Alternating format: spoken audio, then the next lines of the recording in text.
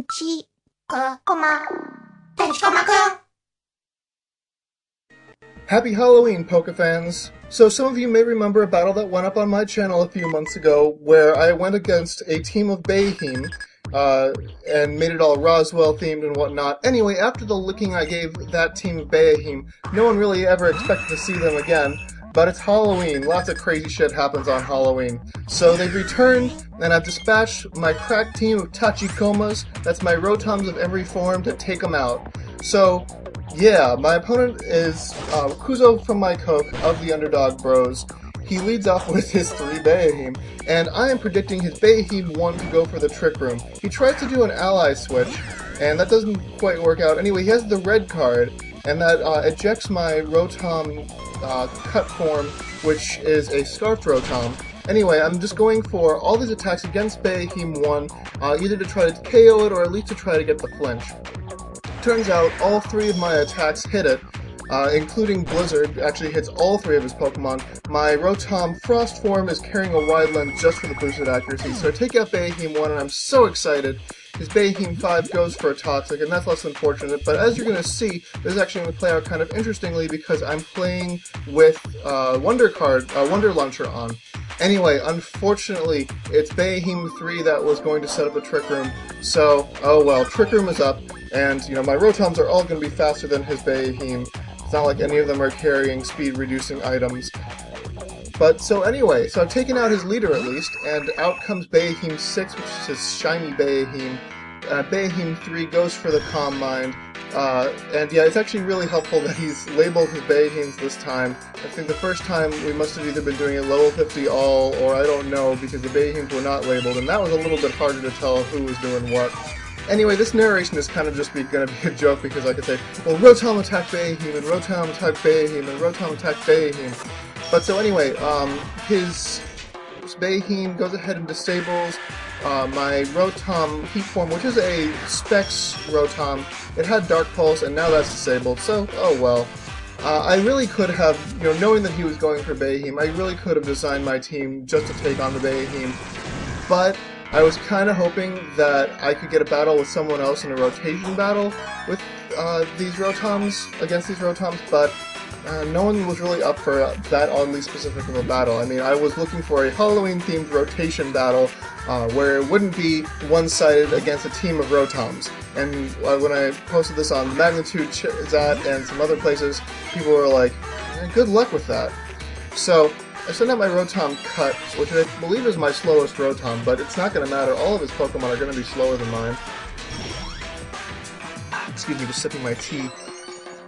Yeah, so I know that Bayheems have Recover, and I'm really worried that Bayheem 5 is going to go for the Recover at some point, because I think it's also gotten a chance to set up some Calm Minds.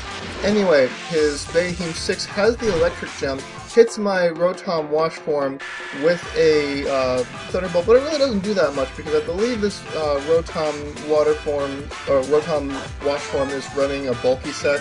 I don't remember. This is the only Gen 5 team that I've ever Poke-Saved. I actually think I did something wrong, because it wouldn't let me upload this battle to the Nintendo WFC. Anyway, yeah, so I'm taking some damage with that poison, and I'm just actually waiting at this point for me to accumulate enough Wonder Launcher points that I can unpoison at least, well, actually now at least one of my Tachikomas.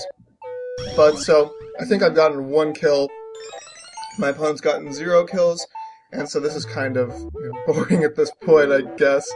Bayheem 6 goes for the Thunderbolt. I believe that's gonna take out my... is that gonna take out my Rotom Wash Form? It's gonna come close. Maybe it will after the poison damage. Anyway, I keep on hitting those Blizzards, which is nice. I was actually worried that my opponent would use Disable against that, but it didn't happen. So I've actually taken out one of his Bayheem, and I've frozen Bayheem 6, which is nice, although I really wish that Bayheem 3 would have been frozen since that one's gotten off some Calm Minds. Oh yeah, it was Bayheem 3 that was getting off the Calm Minds, not Bayheem 5. Yeah, I get so confused. I have no idea which side everything's on. It seems like the little screen that says which Pokemon, the HP bars, really seem misplaced to me. It's not intuitive at all. But oh well, whatever. So, oh yeah, my Rotom is actually going to survive another turn thanks to leftovers. That's great. So, Tachikoma takes more damage, and I know that Rotom Frost form cannot stand up too much longer because of that poison. So, out comes two more Bayahim, and yeah, no, don't really have much to say. Yeah, so I go ahead and launch the antidote towards Tachikoma in the middle. Tachikoma is cured of poisoning, and my opponent's going to go for the Shadow Ball, and that's really not going to do anything to my Rotom Cut form. Oh wait, that's actually going to do a lot. Wow, that did a lot of damage. I'm wondering if that guy's spexed or something? I don't know. Anyway, now my opponent set up a light screen, and that's going to be problematic. I really feel silly narrating over this, but I don't know. I mean, I guess I could have really sped it up for it to not be boring, but hey. Oh, so the music in the background, and the reason I've called everyone Tachikoma, I don't know how many of you are anime fans. I'm actually not a huge anime fan myself, but there's the one anime show that I really, really love, and that's Ghost in the Shell Standalone Complex, although I did like the movie too. But anyway, so in that show, Ghost in the Shell Standalone Complex, Get SAC as they call it, they have what are called think tanks, basically robots that look kind of like tanks that have AIs in them, and those are called Tachikomas, and they're really cute, and they make the show really, really enjoyable because it's these little robots that are just super cute, and they don't try to like kill all of humanity, and that's nice. But anyway, what I'm trying to say about that is that basically when I first saw Rotom and found out that it could go into machines and become machines, I was like, yeah, I'm totally going to call my Rotom Tachikoma. And that name is stuck. And because it doesn't matter that all my Rotoms are called Tachikoma. Every time you see a Rotom on one of my teams, I'll call it Tachikoma.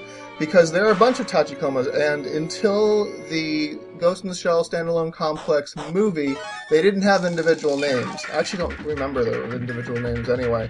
But yeah, so that's kind of the backstory behind that.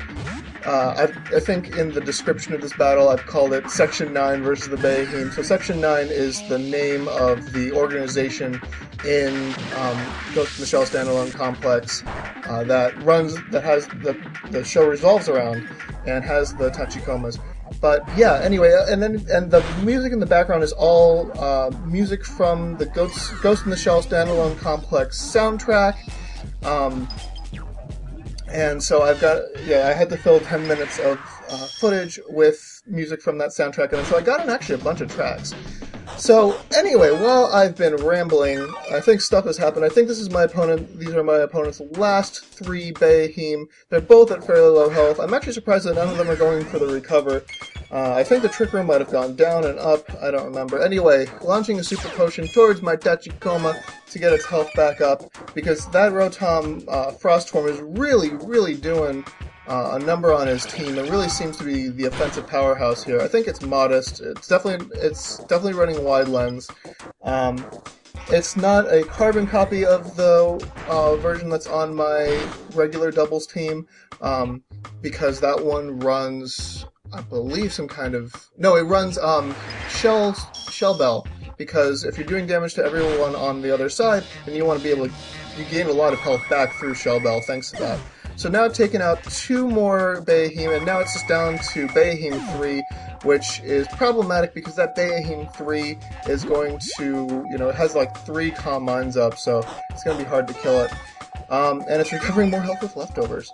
But I think the Trick Room is up. It went down and then went back up. His Bayahim 3 is going to go ahead.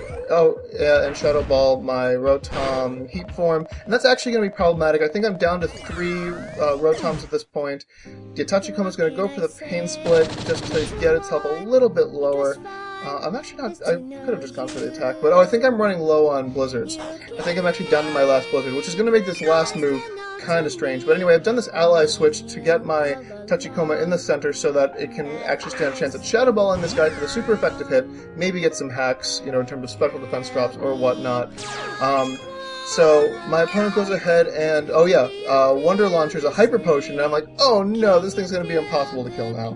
And so I'm thinking this battle's going to go on for freaking ever. but luckily my Rotom regular form, the one that's not in any of the forms, the one that has the lowest special attack, is actually going to manage to get the KO thanks to a freaking crit. So the Bayahim have been beaten back once again thanks to the efforts of Section 9 and its crack squad of Tachikomas. Hope you enjoyed that, and hope you all enjoy your Halloween.